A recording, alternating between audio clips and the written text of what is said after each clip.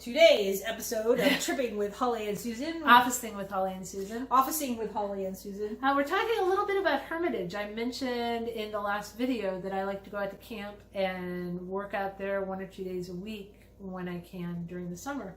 And I like it because it's 18 acres, it's all mine, there's no Wi-Fi, there's cell reception, but only in some areas. Like if you have to make a phone call, you walk up the hill a little ways to get it. And I like that. I like that isolation. I like the quiet. I am someone, even at home, they all go to school or work and the house clears out. I have never once thought, oh, it's so lonely in the house. Lonely. I love that quietness of being by myself and just hearing the people that hang out in my head while I'm writing, or just literally sitting in the silence and reading a book and listening to other people's people in their head. So I am a hermit by nature. I am as well, very much so. Last weekend, as a matter of fact, I never left this house. Nice. No one came to visit me in this house. And I'm not saying I don't like visitors. Okay, so hey. Yeah, because it's a people visitor who sitting right actually here. do visit me. I like visitors, so I'm not saying that. But it had been a long stretch since I had one of those. And so to have a weekend of entirely never having to leave the house, never having to, I engaged with the cat, Romeo, and that's about it. And there's something very recharging to me. And I think that's the true definition of an introvert, right? I like going out and everything, but I really love staying out. We've had that discussion really before about introvert and extrovert. Nobody believes that I'm an introvert. I really don't have a problem engaging with people wherever we are. When we go to conference, if I see someone sitting by themselves, I frequently will just go chat with them because I don't want somebody leaving the conference feeling like they didn't make connections or they missed out. Right. Yeah. So I really try to be very conscious of that, but it drains me. It totally. We talked about our trip to Washington D.C. and I got in the car and I'm just like, I just need like a couple hours to sit here quietly, do whatever I want to do. Because they do. They wake me out totally. So I find little bits are better for me, and I really need that time by myself. I think the thing of it is, and you know, there is a difference between being alone and being lonely. And, very much so. And a lot of the time I can be alone. Now I'm not saying there are moments when I can be lonely, but again, there's something to be said. There's something to be said for being comfortable and happy with your own company.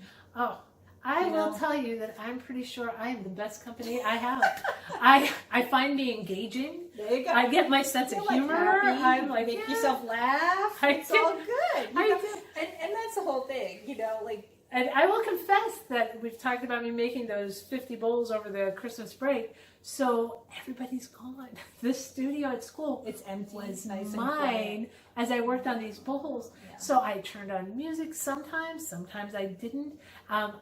The one day last week I was working on I had not turned on music, but I was in fact singing. As I worked, and the maintenance guys were putting in new soap dispensers, and they were all stored in the studio. We have a big open space, and someone came in, and the door had not been shut tight, so there was no sound of a knob turning. He just opened the door.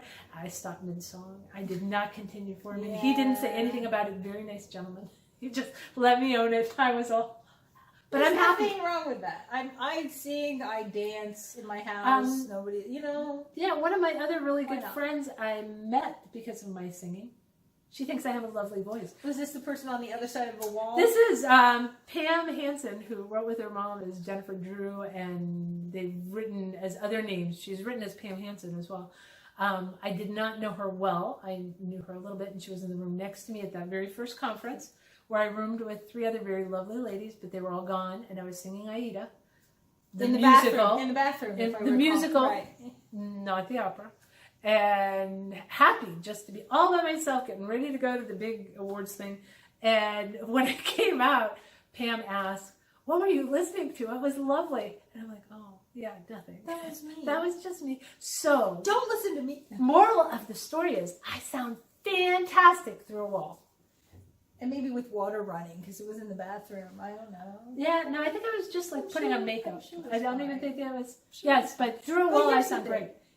You know, again, make a joyful noise. That's what it doesn't have to be good. That's exactly it. That's what it says. The book Okay. says make a joyful noise. It does not say make an on tune noise. Whatever. Just make a joyful noise. There. And so I'm sure I that's tend what to you be were quite doing. joyful and There you grateful, go. so Exactly. there you are. So hermitage, it's my favorite thing. I do like to be a good hermit. How about you? Do you like to hang out by yourself, have some peace and quiet?